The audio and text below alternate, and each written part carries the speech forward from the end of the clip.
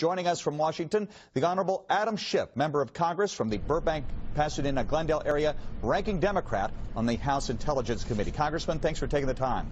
You bet. It's good to be with you. So this past week, the Trump administration called on Israel to stop the expansion of settlements in the West Bank, condemned Russia for its war in the eastern Ukraine. What can we take from this? Is the new president adopting the old president's foreign policy?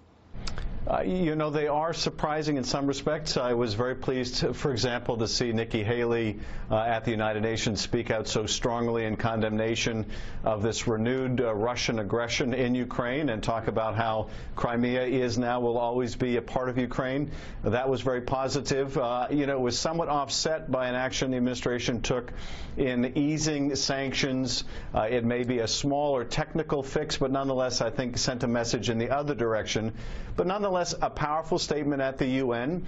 As well, it was surprising to see the administration with its statement saying that the settlements are not conducive to the peace process. That really came out of the blue. After all, the administration began by talking about moving the embassy, that's something that would be very provocative in the Middle East. So that was quite surprising. And I think, you know, some of these things may reflect the administration doing a little better in terms of interagency communication, or it may be that that some of these are operating independently of the president. I would still, frankly, have a lot more confidence, particularly vis-a-vis Russia and Ukraine, if we heard the president himself speak on this. He's been willing to be critical of everyone, it seems, including some of our strongest allies like Australia, but unwilling to speak at all critically of Putin and what the Russians are doing. Speaking of Russia, the House Intelligence Committee is opening up their own investigation into the hacking. Now, the intelligence community has already said, yes, the Russians tried to hack, and to a certain degree, into the Democratic National Committee data bank, that Russia's been trying to do this even back during the Cold War, during the Soviet Union. What does your committee hope to unearth that we don't already know? Began as a foreign intelligence gathering operation, which we've seen in the past, or whether it was always the plan of the to essentially weaponize this information, or if there was a change in plans, what motivated that change in plans, what caused them from going to an effort essentially to damage Clinton and to help Donald Trump.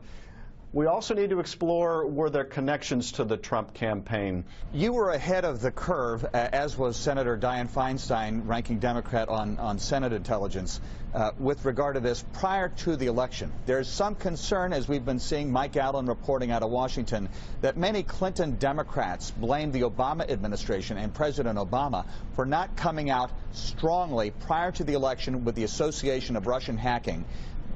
By not doing that, they believe he muddled the issue. Where do you stand on that?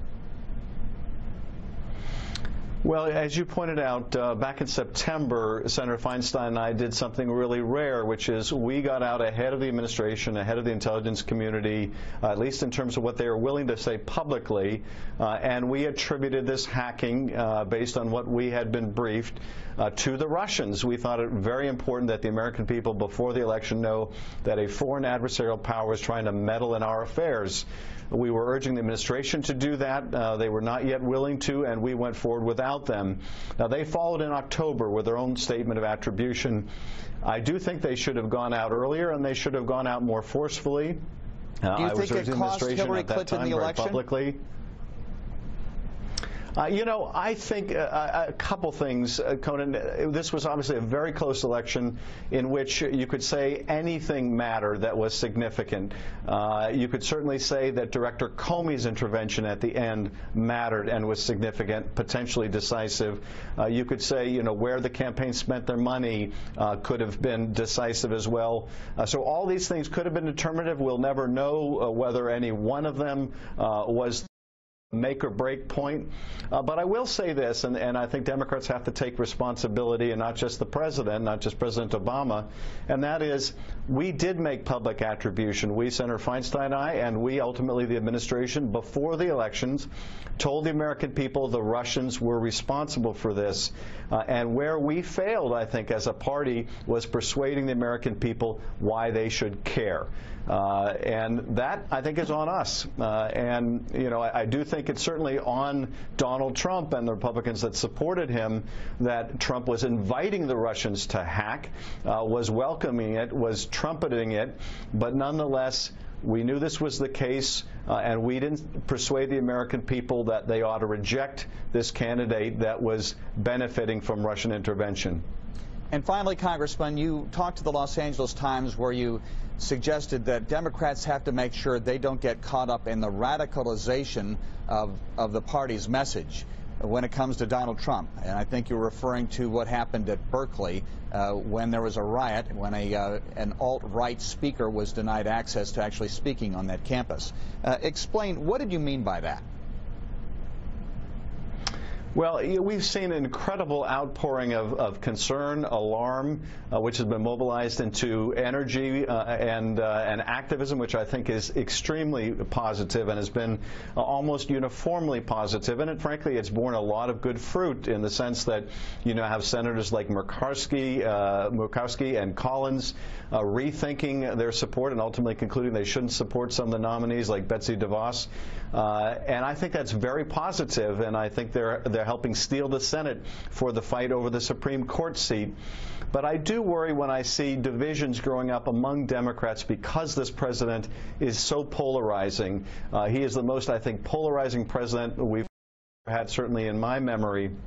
And in order for us to be effective as the minority party, when we don't control House or Senate or White House, we have to stick together. And so I do worry about this president's potential of polarizing Democrats. We need to maintain a united front. Congressman Adam Schiff, ranking Democrat on House Intelligence, thank you for